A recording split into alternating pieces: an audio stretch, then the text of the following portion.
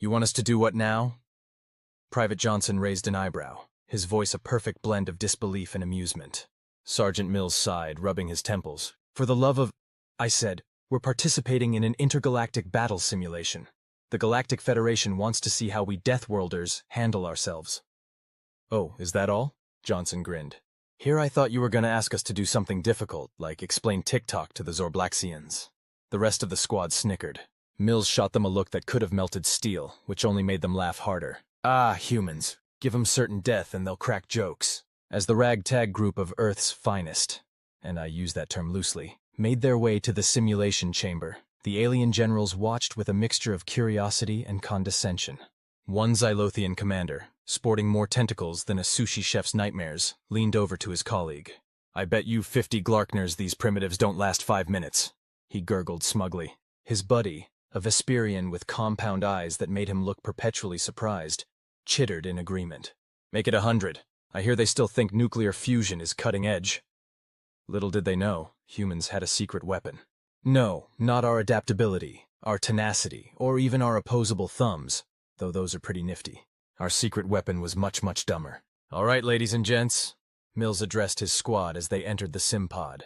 Remember your training, stick to the plan, and for the love of all that's holy, try not to embarrass your entire species. Johnson raised his hand. Sarge? Quick question. What if, and hear me out, what if we just wing it? Mills stared at him, his face a Picasso painting of exasperation. Wing it? Wing it? This is a carefully crafted 3-day battle simulation designed by the greatest military minds in the galaxy, and you want to wing it? Well, yeah, Johnson shrugged. I mean, that's kinda our thing, right? Humans and all that jazz? Before Mills could articulate exactly where Johnson could shove his jazz, the simulation began. The squad found themselves in a complex alien landscape. Strange flora pulsed with bioluminescence, while the twin moons cast an eerie glow over the battlefield. Wow, whispered Private Chen. It's like Avatar had a baby with Starship Troopers, and that baby threw up all over Pandora. All right, team, Mills growled. Let's show these Xenos what Earth is made of. Johnson, you're on point. Try not to get us all killed in the first. But Johnson was already gone, sprinting towards what looked like a glowing, pulsating tree. Hey guys, check this out. I think it's some kind of alien USB port. Before anyone could stop him, Johnson had jammed his combat knife into the USB port. The tree lit up like Times Square on New Year's Eve, and suddenly, holographic displays sprang to life all around them. Holy shit! Chen's expletive was cut short as the displays started cycling through what appeared to be the entire battle plan of the opposing forces. Meanwhile, in the observation deck, the alien generals were losing their minds. The Xylothian was turning a sickly shade of puce, which, coincidentally, is his species' color for both extreme anger and indigestion. What in the name of the cosmic egg are they doing? He shrieked, his tentacles flailing wildly. Back in the simulation, Mills was torn between court-martialing Johnson on the spot and kissing him full on the mouth. How in the hell did you know that would work? Johnson grinned sheepishly. I didn't. I just thought it looked cool and wanted to poke it. And just like that, in less time than it takes to microwave a burrito, the human squad had the entire enemy playbook. What followed was less a battle and more a comedy of errors, as the Earth team steamrolled through the simulation using a combination of the stolen intel, improvised tactics, and what Mills would later describe in his report as dumb luck so potent it borders on supernatural. 15 minutes later, it was all over. The human squad emerged victorious, while the alien generals tried desperately to pick their jaws up off the floor. As they exited the simpod to a reception of stunned silence, Johnson turned to Mills with a smirk. So, Sarge, about that plan of yours. Mills just shook his head, a reluctant smile tugging at his lips. Johnson, I swear to God, if I didn't know better, I'd think you were some kind of idiot savant. Ah, thanks, Sarge, Johnson beamed. I don't know what savant means, but I'm pretty sure you just called me an idiot, so I'll take it. And as the human squad sauntered off, leaving a wake of bewildered aliens behind them, one thing became crystal clear. The galaxy wasn't ready for humanity. But ready or not, here we come, armed with nothing but audacity, adaptability, and the uncanny ability to turn any situation into a cosmic joke. God help the universe. It's going to need it. As news of the humans' improbable victory spread through the Galactic Federation faster than a cat video on Earth's primitive internet, the reactions were mixed, to say the least. The Arcturian Council of Elders, known for their stoic wisdom and millennium-long deliberations, took an unprecedented 5 minutes to issue a statement. What the actual fuck? The official translation took liberties. The original Arcturian was far less polite. Meanwhile, on Rigel 7, the hive mind of the Kolari collectively face-palmed. All 6 billion of them.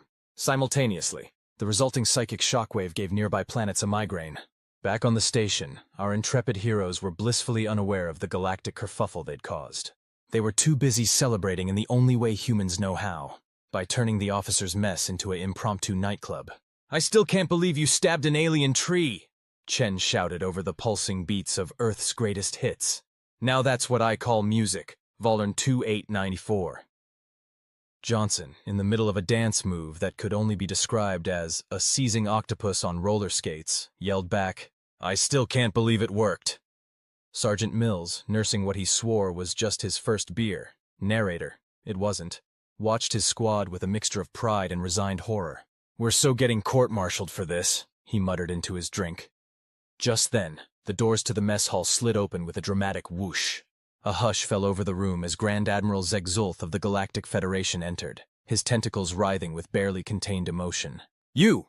He pointed a gelatinous appendage at the human squad. "In my 67 cycles as Grand Admiral, I have never.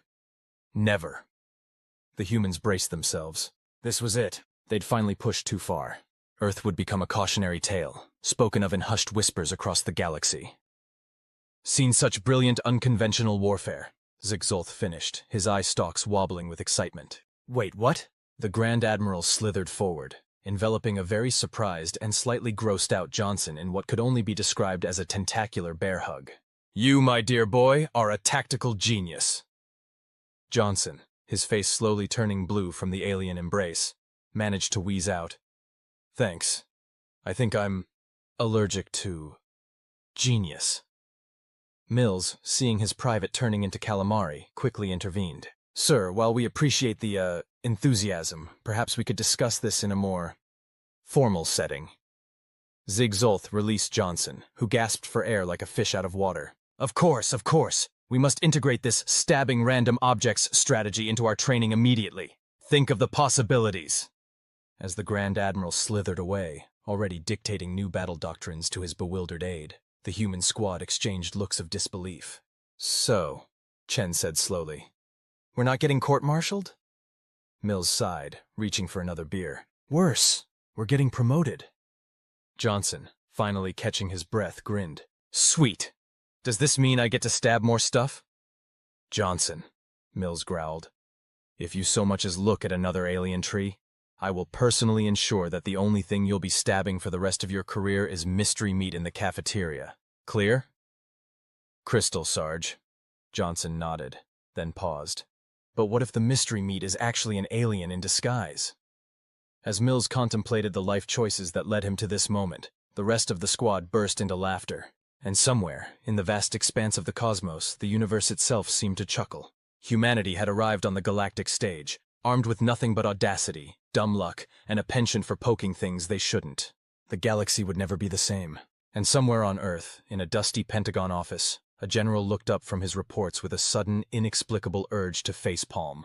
Word of the humans' unorthodox victory spread through the galaxy like wildfire, or more accurately, like a particularly spicy meme on Earth's Reddit. Alien species everywhere were scrambling to understand these bizarre Deathworlders who had apparently mastered the art of failing upwards. On Zeta Reticuli, the Greys, long thought to be the masters of covert observation, were having an existential crisis. "You mean to tell me," one Grey scientist squeaked to another, "that all those years we spent abducting humans and probing them, and we missed this?" His colleague shrugged, a movement that looked oddly like a full-body spasm. "Maybe we were probing the wrong end." Back on the space station, our human heroes were dealing with their newfound fame in typical Earth fashion, by turning it into a complete circus. Johnson, now hailed as a tactical genius across 17 star systems, was busy autographing alien appendages. "To Zlorbacks, thanks for being a fan. Remember, when in doubt, stab a tree. XOXO, Johnson." Chen had somehow started a lucrative side business selling authentic Earth battle relics. It was mostly just junk from his footlocker, old socks, a half-eaten protein bar, and what might have once been a sandwich. This, Chen announced dramatically to a group of wide-eyed alien tourists holding up a crusty gym towel, is the legendary Shroud of Victory, used to mop the brow of Earth's mightiest warriors. An Andromedian in the back raised a tentacle. It smells like feet. Chen didn't miss a beat. Ah, you have a keen nose. That, my friend, is the potent musk of human triumph. Meanwhile, Sergeant Mills was drowning in paperwork. Apparently, rewriting the entire Galactic Federation's military doctrine required a lot of forms. In triplicate, request for clarification on human battle tactics, Form X-77B. Mills muttered, squinting at a holographic document. Please explain in detail the strategic significance of YOLO. For the love of... His comm device buzzed. It was a message from Earth High Command. Congrats on not starting an intergalactic war. Quick question. Can you teach these tactics to the rest of our forces? P.S. What's this we hear about tree stabbing? Mills let his head thunk onto the desk. He was pretty sure he wasn't paid enough for this. Just then, alarms started blaring throughout the station. Red lights flashed, and a computerized voice announced, "Warning, unidentified vessel approaching. All personnel to battle stations." The human squad scrambled to the command center where they found Grand Admiral Zigzolth in a panic, his tentacles tied in literal knots. "It's the Vrodak Horde," Zigzolth burbled fearfully. "The most feared pirates in the galaxy! We're doomed!" Johnson stepped forward, a glint in his eye that made Mills reach for the antacids. "Sir, if I may, I have a plan." 20 minutes later, the humans had commandeered a communications array, and Johnson's voice was booming across space. "Attention, Vrodak Horde! This is Earth's mightiest warrior, wielder of the holy tree poker of Antioch. Surrender now, or face the wrath of our... He looked around frantically, then grabbed Chen's smelly gym towel. "Our atomic sweat-based death ray." There was a long, tense silence. Then, to everyone's shock, the Vrodak ship turned tail and fled, leaving behind a garbled transmission that sounded suspiciously like, "Nope, nope, nope." As cheers erupted across the station, Mills turned to Johnson with a mix of awe and horror. "How in the name of all that's holy did you know that would work?"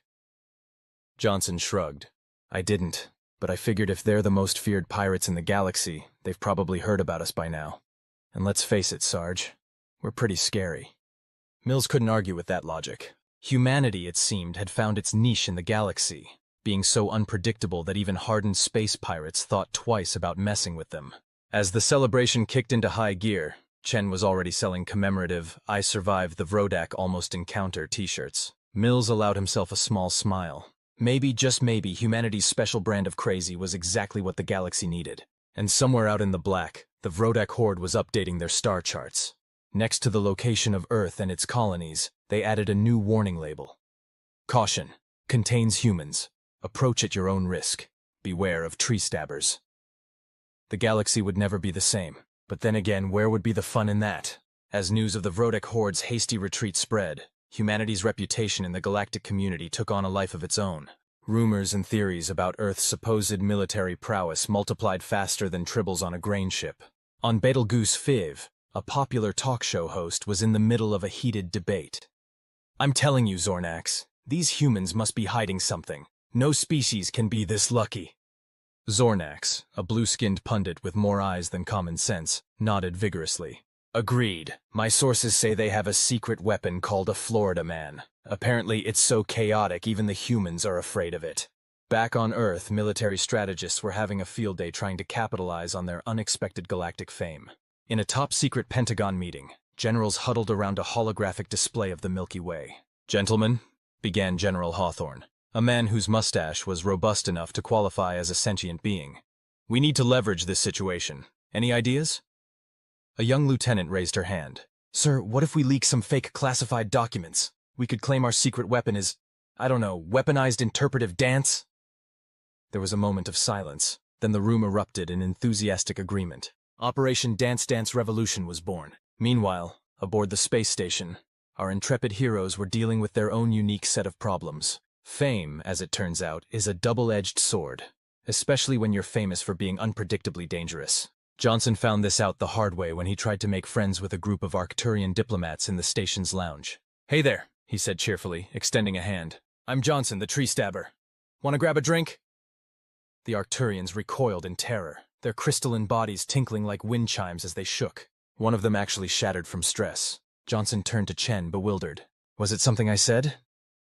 Chen, who was busy trying to sell the shattered Arcturians' remnants as genuine human battle diamonds, just shrugged. Maybe they're allergic to awesome? Sergeant Mills, meanwhile, was drowning in a sea of diplomatic requests. It seemed every species in the galaxy suddenly wanted to ally with Earth. His comm device hadn't stopped buzzing for days. No, your tentacleness, Mills groaned into the device. We cannot send you a battalion of our elite squirrel commandos. That's not a real thing. No, not even if you offer us a planet made of cheese. Sir, please stop crying. Just as Mills was considering a career change, maybe something less stressful, like juggling antimatter, alarms blared once again. This time, it wasn't a false alarm or a misunderstanding. A massive fleet had just dropped out of hyperspace, dwarfing the station. Grand Admiral Zigzulth slithered into the command center, his eyestalks swiveling wildly. It's the Omega Consortium, the most advanced, most militant species in the known universe. They must have heard about Earth and come to challenge you. The human squad exchanged glances. This was it, the moment where their luck would surely run out. The main screen crackled to life, revealing a being that looked like a cross between a black hole and a migraine. Its voice resonated at a frequency that made everyone's feelings hurt. Humans of Earth, it boomed. We have come to— Wait, Johnson interrupted, an idea forming. A terrible, wonderful, absolutely insane idea. Before you finish that sentence, I should warn you. We have— the manager. The being paused, confusion rippling across its event horizon-like surface. The manager? Johnson nodded solemnly. Yes, the manager. The most terrifying force in the universe. Capable of complaining a black hole into submission. You really don't want to meet Karen from HR. There was a long, tense silence. The humans held their breath. The aliens watched in fascination. Somewhere in the background, Chen was already designing I Survived the Manager t-shirts. Finally, the Omega being spoke again, its voice noticeably less confident. We will need to consult our superiors about this manager. Perhaps diplomacy is the wiser course. As the massive fleet slowly began to retreat, the command center erupted into cheers. Mills turned to Johnson, a mix of awe and exasperation on his face. A Karen joke? Really? That's what saved us? Johnson grinned. Hey, if it's stupid and it works, it's still stupid, Mills finished, but he was smiling. And somehow, that makes it brilliant. As celebrations kicked off across the station, and Chen started taking pre-orders for his upcoming bestseller, How to Bluff Your Way Across the Galaxy, Earth's position in the galactic community was cemented. They were the wild card, the jokers in the cosmic deck, the species you didn't mess with not because they were strongest, but because they were just crazy enough to try anything. And as for our heroes, well, they had a galaxy to explore, allies to confuse, and probably a few more trees to stab. After all, when you're humanity's finest, the universe is your oyster. Just don't ask them how to open it. They'll probably try to use a lightsaber or something. As Earth's influence spread across the galaxy like a particularly aggressive case of space kudzu, the human tendency to wing it began to have some interesting side effects. Take, for example, the Great Zorgon Pie incident. It all started when Johnson, in an attempt to foster intergalactic goodwill, decided to introduce the concept of a bake sale to the station's alien inhabitants. What could possibly go wrong? Step right up, folks, Johnson bellowed, standing behind a table laden with dubious-looking pastries. Get your authentic Earth delicacies. We've got apple pie, cherry pie, and our special mystery meat surprise. An inquisitive Zorgon ambassador, whose species was known for having taste buds in their equivalent of elbows, slithered up to the table. What is this pie you speak of? Johnson grinned. Only the greatest culinary invention in human history. Here, try a slice of the mystery meat surprise. It's to die for. As it turns out, that was a poor choice of words. The moment the Zorgon's elbow tongue made contact with the pie, it let out a shriek that shattered every piece of glassware within a 5-mile radius. Poison! The ambassador wailed, its gelatinous body rapidly changing colors like a lava lamp having a seizure. The humans are trying to assassinate me! Chaos erupted. Aliens ran in all directions, some shedding exoskeletons in their panic. Chen, ever the opportunist, started collecting the discarded exoskeletons, muttering something about genuine alien armor, slightly used. Sergeant Mills arrived on the scene, took one look at the pandemonium, and immediately developed a stress ulcer. Johnson, he roared. What in the name of Stephen Hawking's desk chair is going on here? Johnson, covered in what appeared to be radioactive pie filling, shrugged helplessly. Cultural exchange? Meanwhile, the Zorgon ambassador had barricaded itself in the station's communications center, broadcasting warnings about human biological warfare across 17 star systems. It took 3 days, 14 diplomatic meetings, and one very reluctant taste test by Mills himself to convince the galaxy that mystery meat surprise pie was not, in fact, a weapon of mass destruction. Although, as Mills noted while being treated for indigestion, it probably should be classified as one. The incident did have one unexpected benefit, though. The Exener Blacks, a warrior race known for their iron stomachs and questionable taste, heard about the deadly human food and immediately demanded trade negotiations. If it can make a Zorgon scream, their supreme commander gurgled. Imagine what it could do to our enemies. And just like that, Earth had inadvertently created its first intergalactic export, weaponized bad cooking. Back on Earth, military nutritionists were working overtime to recreate Johnson's infamous pie. Gentlemen, General Hawthorne addressed his team, his mustache quivering with excitement. Forget nuclear deterrence. The future of warfare is in pastry. As for our heroes, they found themselves reluctantly promoted to culinary warfare specialists. Their new mission, to seek out new recipes and new civilizations, to boldly cook what no one has cooked before. You know, Chen mused as they prepared for their first official diplomatic dinner. When I joined the space program, I thought I'd be fighting aliens, not feeding them. Mills, struggling to fit into his new combat chef uniform, grunted. Be careful what you wish for. With Johnson's cooking, we might end up doing both. Johnson, oblivious to the jab, was busy putting the finishing touches on his latest creation. Who wants to try my new supernova soufflé? I made it extra spicy. As his teammates dove for cover, Johnson stood proudly over his bubbling, slightly glowing dish.